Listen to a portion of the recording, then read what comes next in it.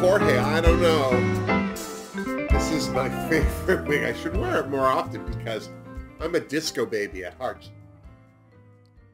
Hey, hi, it's me, Wilma Fingerdoo, with the Fingerdoo review of Canada's Drag Race versus the World, Episode 3. And before I get started, well, I need to thank my Tipperdoo boyfriend, Vito. I love you, Vito. I hope you know how much your support means to me. I'm so serious. Thank you every week, but especially because it's you. Shut it. I also have a Redbubble model to show off for you. And it's not just any Redbubble model. No, no, no.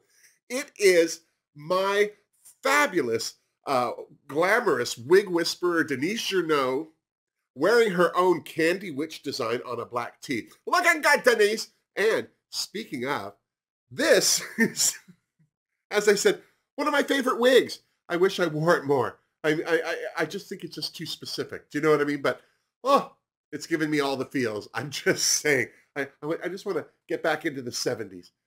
I tried to perm my hair once. Didn't work. Just saying.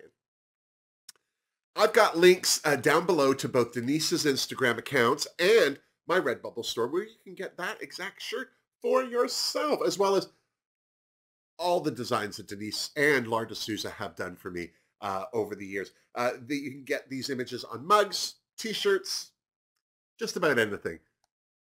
It's a smorgasbord of opportunity is what I'm saying. Now, Jorge, drink me. Oh, look at this.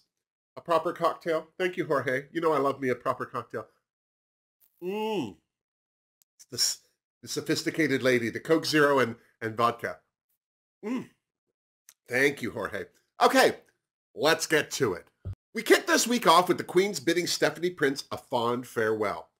Raja was a little surprised that Isis sent her Canadian sister home, but that didn't stop her from revealing that she had picked Stephanie as well.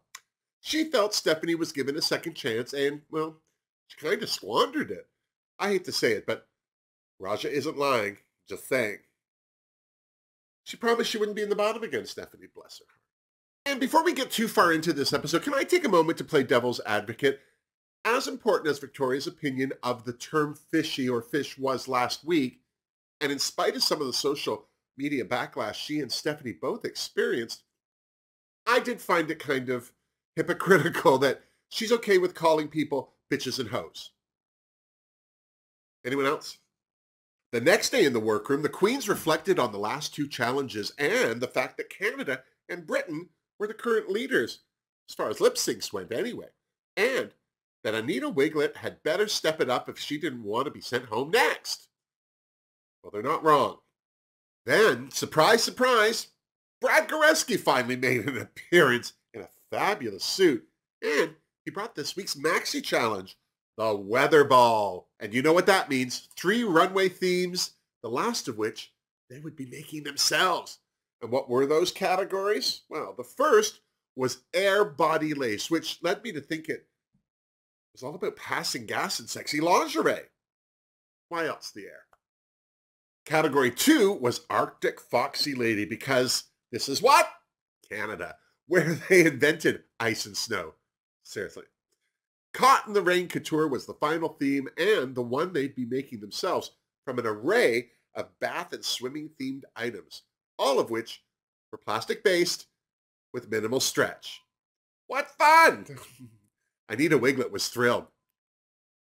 Right off the hop, the queens made a mad dash to grab themselves some items for their Caught in the Rain Couture. So much for Canadians being polite, I'm just saying.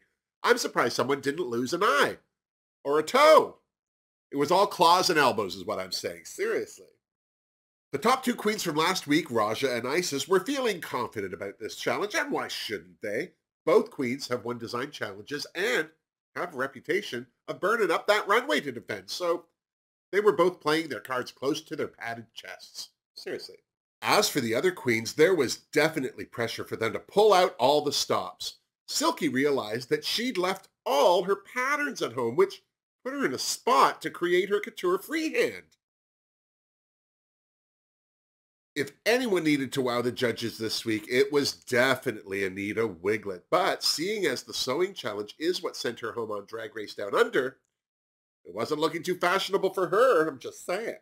Silky and Raja talked to each other about how it was feeling to be seen as Drag Race legends as opposed to just regular old competitors. Well, this is their third time racing. What did they expect? Personally, I'm surprised they weren't using that to their advantage and psyching those other queens out. Seriously. And as far as the ball was concerned, Brooklyn set a very high bar in her little sun shower number.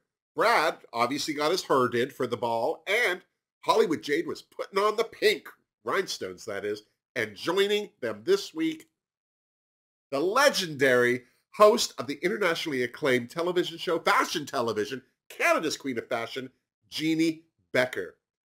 And then it was time for the weather ball. Vanity Milan was up first. Her air body lace look was giving me memories of Beyonce, if she were a Victoria's Secret model. I blame that fan at the end of the runway, which Vanity worked like a single lady. See what I did there? Fingerdoo for Vanity's first look. Her second look for Arctic Foxy Lady was beautiful, but in my opinion, it looked a lot like her first look. She just changed the fabric on the same corset. I wasn't mad about it, but it certainly didn't blow my skirt up. That didn't mean I didn't give her a Fingerdoo. It was beautiful. Vanity's Caught in the Rain Couture wasn't my fave. I see what she was going for, but I felt April Carry-On did the rain hat look better on season 6. Also, I thought it was too bad that she more or less wore the same color as her first look, so I gave her a Fingerdoo. Isis Couture's air body lace was breathtaking, like I'd expected to be anything less. Thank goodness she had that cape to work the air, is all I'm saying. Fingerdoo for look 1. I felt that Isis's Arctic Foxy Lady runway would have looked better in person because it looked like the runway lights washed out a lot of the detail. But those shoulders and that skull cap helped make it a winter wonderland for me, so I gave it a Fingerdoo. Isis's final look, Caught in the Rain Couture, was more of a seaside extravaganza, if you ask me, but I still gave it a Fingerdoo. It was stunning. Shut up. I liked Raja's air body lace look. She certainly looked good in it, but this was another look that didn't wow me. Don't get me wrong, I still gave her a Fingerdoo. As for her Arctic Foxy Lady, it was cute, but it didn't wow me. Lucky for Raja, I'm a sucker for an oversized muff, you heard me, so I gave her a Fingerdoo for that too. I didn't hate Raja's last look, but it didn't really scream Caught in the Rain Couture. It barely whispered it, so I gave it the dreaded Pinky-Doo. Did I expect too much from her? Rita Baga's first look was lacy and showed off all her gingerbread, but she wasn't reinventing any concepts with it. That said, she looked good enough for me to give her a Fingerdoo. Rita's Arctic Foxy Lady, though, was, well, anything but. I was expecting a reveal, but no. All she did was lower her hood. I liked that because she wasn't wearing mitts or gloves, but she painted her hands to look chapped, which I thought was a nice touch. But I wish she had attached high heels to the snowshoes instead of boots. But she didn't. So I gave this look a Fingerdoo. I'm still not sure what Rita's last look had to do with getting caught in the rain. Slick back hair and a dress made out of plastic loofahs certainly didn't do it for me, so gave her another Fingerdoo. I didn't want to. She made me. Silky didn't lie. The yellow of her air body lace look was heaven against her skin, and she was working it for all it was worth, so I definitely gave it a Fingerdoo. But I gagged when Silky revealed her Arctic Foxy Lady look. That oversized collar of that stunning cape was everything. And that silver gown was everything else. Seriously. Fingerdoo for number 2. Silky's Caught in the Rain Couture wasn't my cup of tea. There was too much going on with it for me, but I was very impressed that she made it, including those boot covers, so she got another Fingerdoo. Just barely. Anita Wiglet's air body lace runway was okay. She looked good, and the pasty reveal was cute, but she wasn't reinventing her wheels either, so I gave her a Fingerdoo. What was stunning was her Arctic Foxy Lady gown and stole, so she got a Fingerdoo for me for that, without question, seriously. I'm going to go out on a limb here and say that I was impressed by Anita's last look for Caught in the Rain Couture. Catsuits are hard to make, especially when they're missing a leg and an arm, but I wouldn't have known what category it was for, even with that wet look wig, so I gave her a Pinky-Doo as well. Hell, I have 2 of them. Might as well use them. But in my opinion, the star of this ball was Miss Victoria Scone. Her ode to Fabio for Air Body Lace was epic and legendary because it was also the first drag king look on any runway of any franchise of Drag Race ever. Massive Fingerdoo for Victoria Scone. And then Victoria hit the runway in this. If the witch from The Lion, the Witch, and the Wardrobe wasn't so married to wearing fur, she would have most definitely have worn that.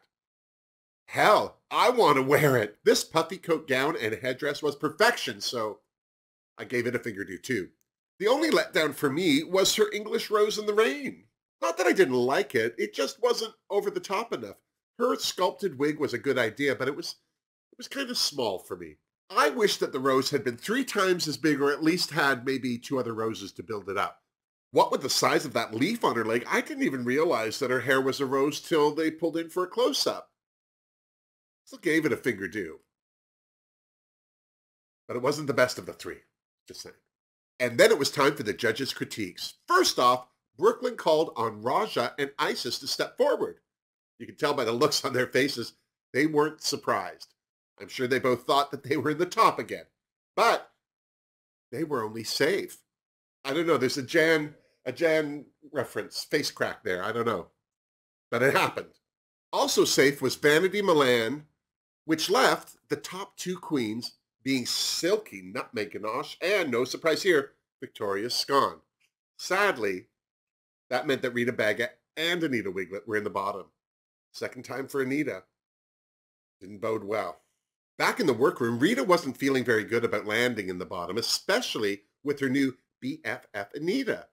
Anita, once again, didn't think that she'd done badly enough to land in the bottom, and when asked who she thought should have, she said Vanity. Oh, girl, from the look on Vanity's face, Anita was in danger. Back on the main stage, Silky stood there in front of the judges with her finger in the air. For some ridiculous reason. All I know is, if you stand like that in front of a Canadian, they're going to pause to let you speak. Maybe that's why I found it so distracting. Victoria and Silky lip-synced to Nobody's Supposed to Be Here by my favorite, Deborah Cox. I love this song, and these queens worked the hell out of it. Strategic to the bitter end, Silky spent a lot of time blocking Victoria from the judges' view, but that didn't stop Victoria from working it out. For someone who tore her ACL the last time she was in a lip sync on Drag Race, Victoria did not hold back. She gave us splits galore, which was no match for Silky's flag sleeve performance, and also was my drag queen name in high school. So when the music died, it was no surprise to me that Silky won that lip sync. It was also no surprise to anyone that Silky had chosen Anita Wiglet to go home. I wish she'd lasted longer because I love the Wiggle, but at least she didn't go home first like I had predicted, I'm just saying. What about you? Were the right queens in the top? Did the right queen go home? Who do you think is in danger of going home next? All the queens who are left have all been in the top, so it'll definitely be down to who trips themselves up at this point. And seeing as next week is a stand-up comedy challenge, I fear that more than a few of them will be picking themselves up off the floor. All we can do is tune into Canada's Drag Race versus the world next week to see how it all plays out. And when you're done, you come on back and you see me so you and I can compare notes. Now, before you go, please give this video a thumbs up if you liked it. Subscribe to my channel if you haven't. And feel free to share this video with anybody you know who's as big a Drag Race fan as we are. Also, I've got links down below for my Redbubble store, leaving a tip or two, and joining the Fingerdoo family on Patreon. Until next week, miss me! Mwah! Seriously, Mark. 3rd episode in and it's already getting tense. All the girls that are left have all done well in one thing or another. Oh, comedy, it's so hard. It'll be interesting to see who does well. I have a feeling that Vanity Milan might suffer. She doesn't come off as humorous. Doesn't mean she's not a nice person or anything, but she just doesn't seem to have that sparkling wit that some of the other queens have. It'll also be interesting to see how Rita does, because English is her second language, and sometimes it's hard to translate thoughts from one concept to another. Plus, French culture is different. There's different things that are funny. It'll be interesting to see how Silky does. This could maybe be another win for her. Either way, I'm really enjoying the competition. I think all the right people have gone. I mean, even though I didn't want Anita Wiglet to go, she wasn't doing that well, bless her heart. And she thought she was, and that's the bigger problem. But still, we got to see her again. That was fun.